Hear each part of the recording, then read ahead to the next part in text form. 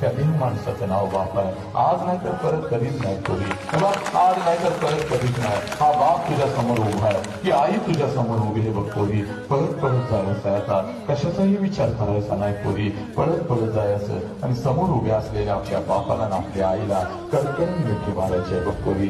जा पोरी, हा तुझा बाप तुझ्या समोर उभा आहे बघ. जा, पळत पळत जा ना. हसू जरी कनावाकला घडी भर तू थांब जरा ऐक त्याची धापर लई अवघड हाय गाड्या उमगाया